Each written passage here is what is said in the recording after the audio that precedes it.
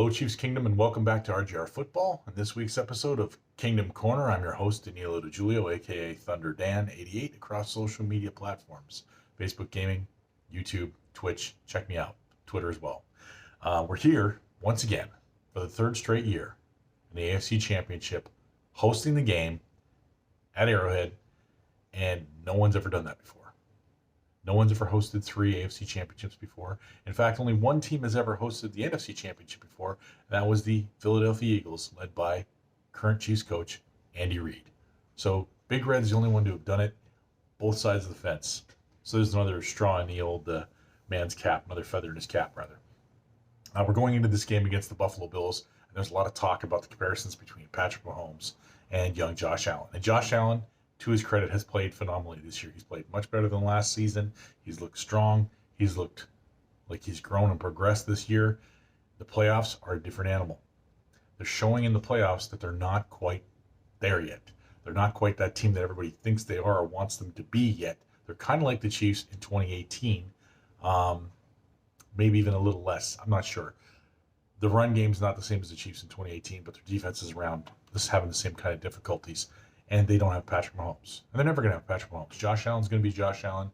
He does a lot of things really well. He does a lot of things very similarly to what Patrick Mahomes can do. But he's not Patrick Mahomes. The game starts with the big 6 inches between the walls of your skull right here. And Patrick Mahomes has got his own makeup in there. Also, Patrick Mahomes' vast experience playing shortstop and baseball and pitcher. His arm angles, the way he throws the football. Often imitated, never duplicated. He's that kind of special. We were worried all week.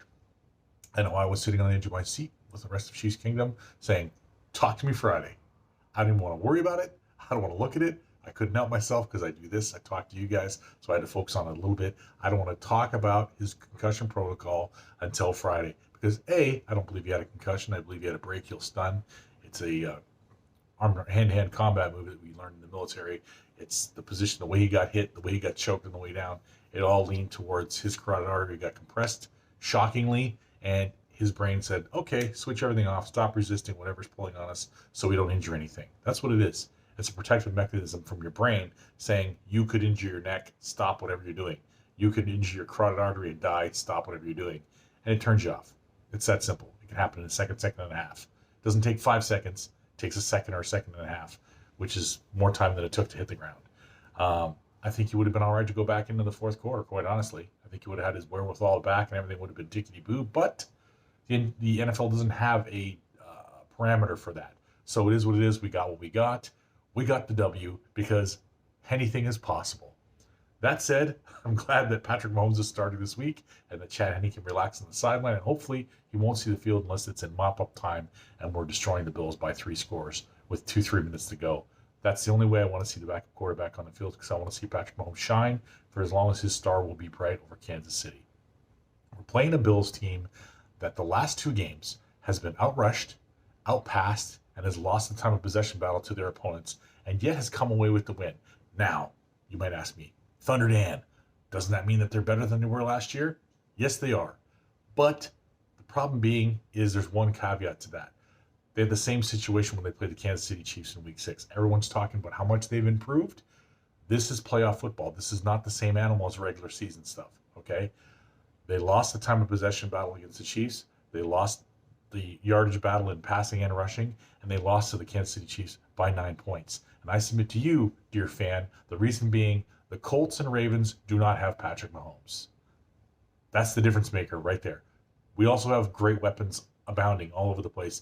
The Colts and Ravens do not have Patrick Mahomes. He's the X factor for this football team. Kelsey would be great anywhere he goes. Tyreek Hill would be great anywhere he goes. They are supernatural on this football team because of Patrick Mahomes. He's the straw that stirs the drink. They are a different team, as you saw in Week 13 when he's not on the field.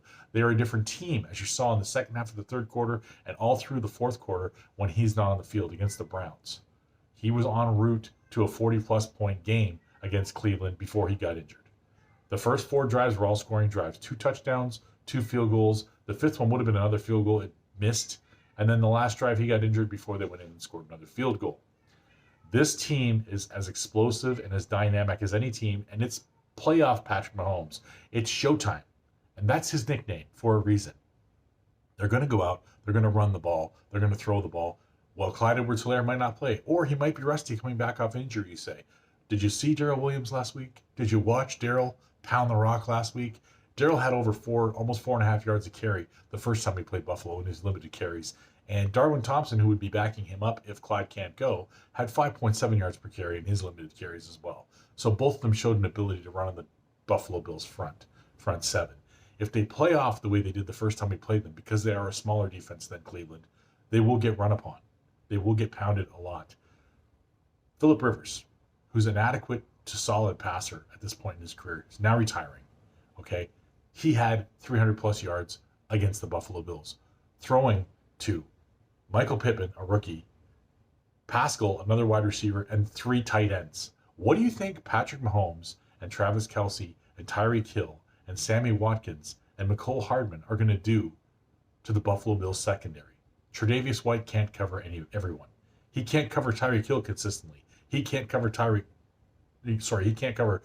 Hill or Travis Kelce consistently, either one of them, let alone cover 4 or 5 weapons that are going to be zipping around out there. This is an overmatched team going up against a Super Bowl defending champion that is as hungry as any Super Bowl defending champion in NFL history. This team wants this win. This team has been focused on this win all season long. I'm talking about the Lamar Hunt Trophy win. They were just like they were focused on winning the season, just like they were focused on winning the AFC West, just like they were focused on being the number 1 seed.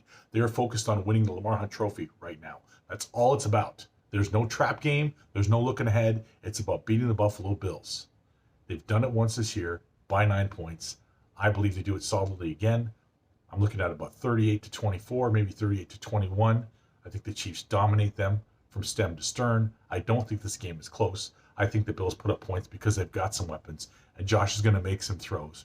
But Josh also, I didn't mention, Josh also had just barely 50% completion rating against Kansas City in Week 6. Meanwhile, Patrick Mahomes threw 82% completion rating. Just about. 81 and change. Okay? The kid is phenomenal. 15 is healthy. 15's ready to go. And he's got plays dialed up that no one's ever even thought of yet. It's going to be a fun game. Be there. Watch it.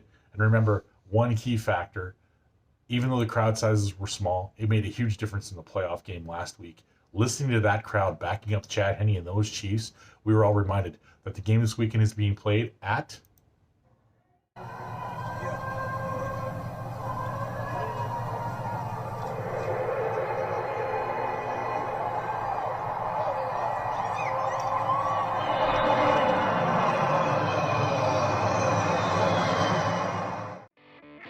Thanks for watching this video from the team at RGR Football. Click these videos to see more and subscribe to RGR Football.